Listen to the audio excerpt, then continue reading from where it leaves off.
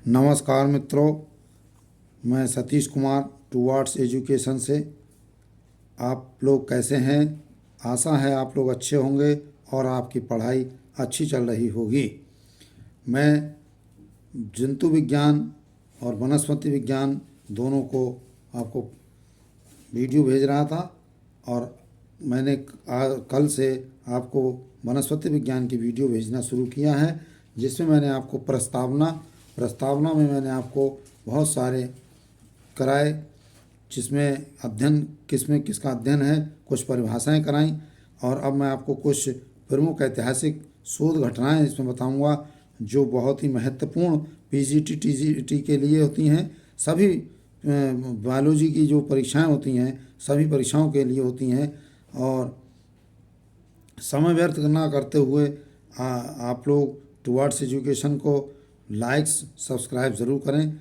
इतना तो अधिकार मेरा भी बनता है साथियों कि आप लोग लाइक्स और सब्सक्राइब करें, और कुछ आगे कोई टॉपिक जानना चाहते हैं तो उसके लिए कमेंट्स भी करें। तो प्रमुख समय व्यर्थ ना करते हुए हम प्रमुख ऐतिहासिक शोध घटनाओं के बारे में शुरू करते हैं। देखिए, हिप्पोक्रेट्स ने पौधों का औषधियों में उपयोग बताया। हिप्पोक्रेट्स ने कहते हैं ना कि किसने औषधियों का उपयोग बताया, है ना? तो हिप्पोक्रेट्स ने बताया। इन्हें औषधि विज्ञान का जनक भी माना जाता है। ये सवाल आ चुके हैं इस तरह से। हिप्पोक्रेट्स ने पौधों का औषधियों में उपयोग बताया, जिन्हें औषधि विज्ञान का जनक भी कहा जाता है। ये बताया गया 460 से 370 ईस्वी पूर्व, यानी बीसी, बिफोर क्राइस्ट। ठीक। नेक्स्ट है अरिस्टोटल ने, यानी अरस्तु ने जीवों के अध्ययन पर महत्व किया। जीवों के अध्ययन पर इन्हें जीव विज्ञान का जनक भी कहते हैं। और इन्होंने 384 से 322 बीसी पूर्व में बताया, बीसी में बताया। ये बहुत ही मशहूर रहता है नाम भाई, थियोफ्रस्टस ने लगभग 500 पौधों का वर्णन अपनी पुस्तक डी हिस्टोरिया प्लांटारम में किया। डी हिस्टोरिया प्लांटेरम में किया है। इन्हें वनस्पति विज्ञान का जनक कहते हैं। ये 370 से 285 बीसी की बात है। थियोफ्रस्टस ने, इसका वर्गीकरण बहुत लंबा है और ये इन्होंने बहुत सारी किताबें लिखी हैं, और 500 पौधों का वर्णन तो उन्होंने डी हिस्टोरिया प्लांटेरम में किया है। अब आते हैं नेक्स्ट में 1590 में जेड जैनसन तथा एच जैनसन ने प्रथम सूक्ष्मदर्शी की रचना की। यानी प्रथम सूक्ष्मदर्शी किसने बनाया? तो आएगा जेड जॉनसन और एच जैनसन ने 1590 में बनाया था।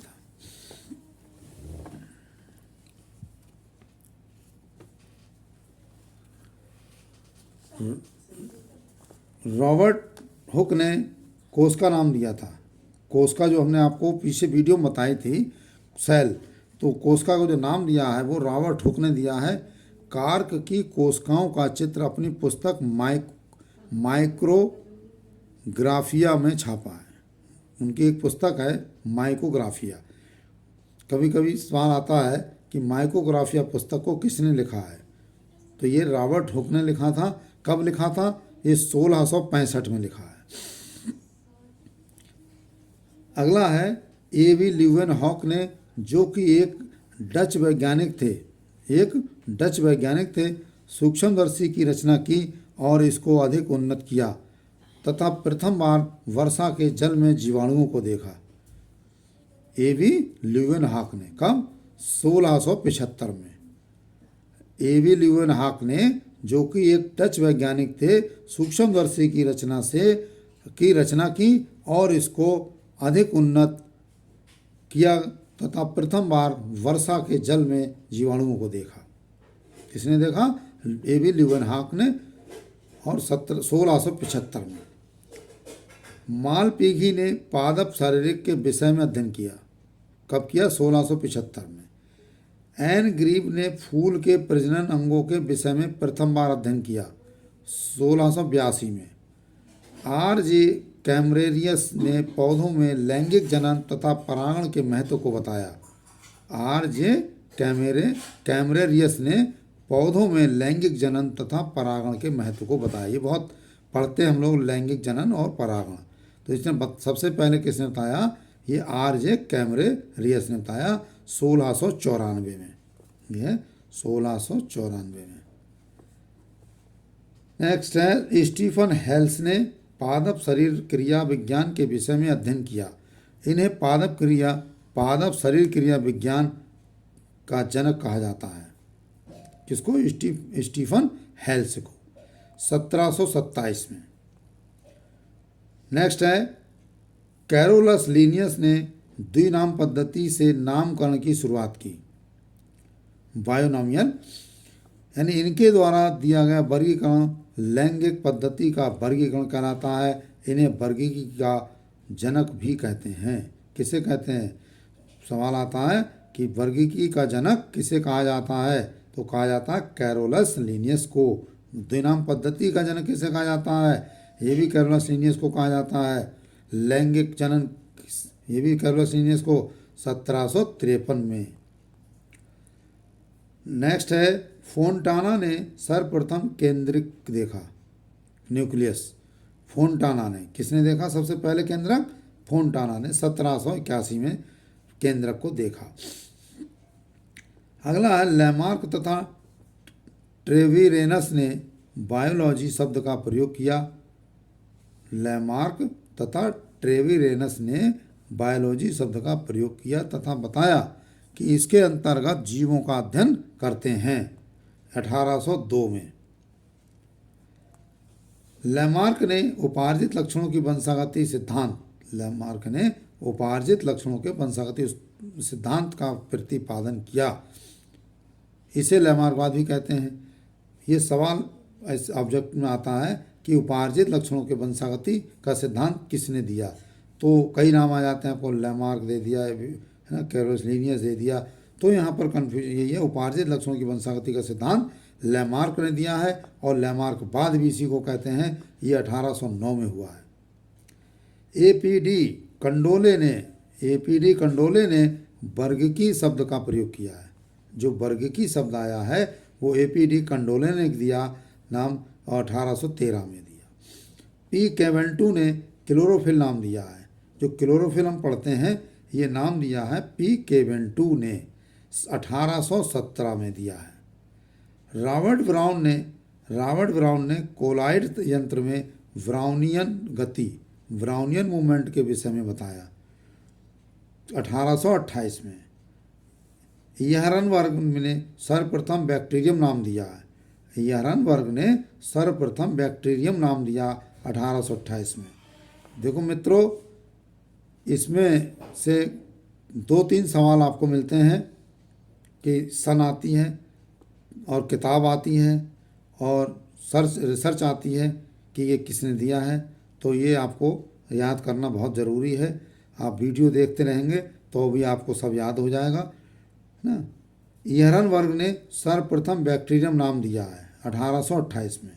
रॉबर्ट ब्राउन ने ट्रेड स्कैंसिया ने सर्वप्रथम न्यूक्लियस देखा। रॉबर्ट ब्राउन ने ट्रेड स्कैंसिया में सर्वप्रथम केंद्रक को देखा 1833 में।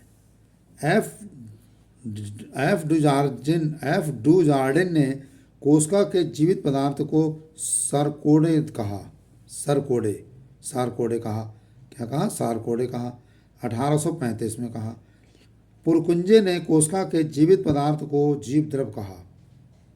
पुरकुंजे ने कोशिका के जीव पदार्थ को जीव द्रव यानी प्रोटोप्लाज्म कहा है, 1837 में। 1838 में पी.जे. मुल्डर ने प्रोटीन नाम दिया। देखो, प्रोटीन शब्द हम बहुत पढ़ते हैं, प्रोटोप्लाज्म शब्द बहुत पढ़ते हैं कि प्रोटोप्लाज्म किसने, ये प्रोटोप्लाज्म यानी जीव द्रव का पदार्थ क्या है? पुरकुंजे ने दिया 1837 में। और प्रोटीन नाम जो है 1838 में पी.जे. मुल्डर ने नाम दिया है प्रोटीन। एम.जे. सिलीडन ने केंद्रक न्यूक्लियस का वर्णन किया है। देखिए, न्यूक्लियस का वर्णन किया है और न्यूक्लियस देखा था रॉबर्ट ब्राउन ने और इसका वर्णन किया है एम.जे.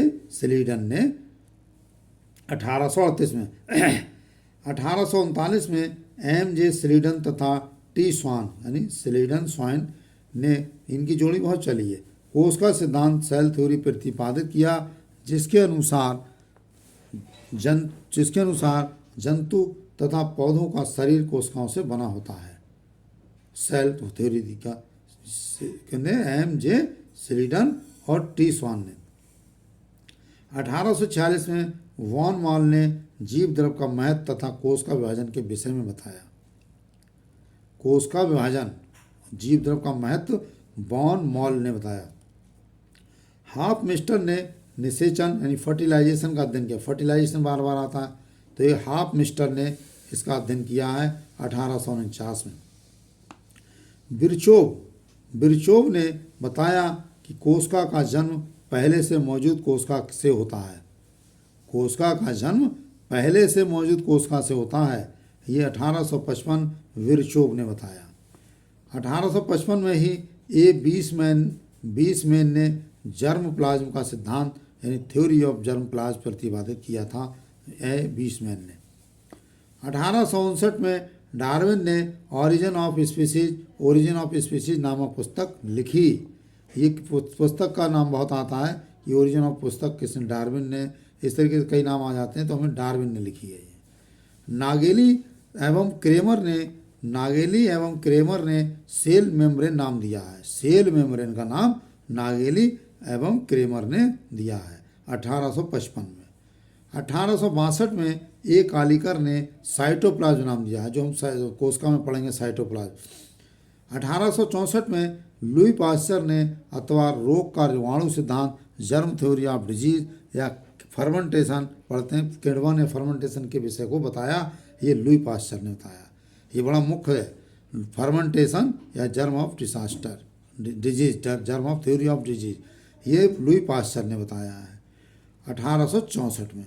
अब आता अगला 1865 में ई हीकल ने प्लास्टेट तथा प्रोटिस्टा के विषय में बताया। जो हमने प्रोटिस्टा और प्लास्टेट पढ़ा वो आपको ई हीकल ने 1865 में बताया।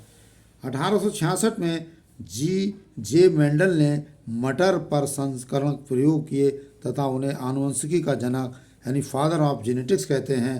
ये जे मेंडल ने किया 1866 में।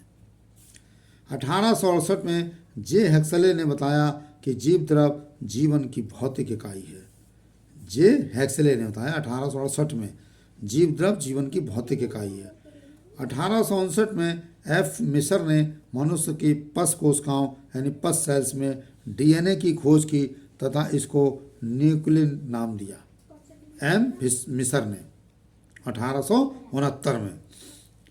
1870 में डब्ल्यू हिस ने ऊतकों का अध्ययन करने के लिए माइक्रोटोम का विकास किया और 1871 में एम मिसर ने केंद्रक न्यूक्लियस व न्यूक्लियोप्रोटीन अलग किए तथा डीएनए का खोज की।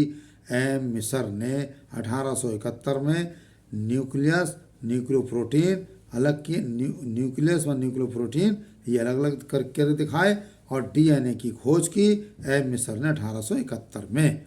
मित्रों, वीडियो काफ़ी बड़ी हो जाएगी। अगले वीडियो में मैं आपको अभी और हमारे पास ये सन पड़ी हैं वो देंगे, और आज के लिए इतना ही काफ़ी है। आप लाइक और सब्सक्राइब करना ना भूलें, जिससे कि मोटिवेशन मिलता रहे आपको और हमें भी। इसी के साथ जय हिंद, जय भारत।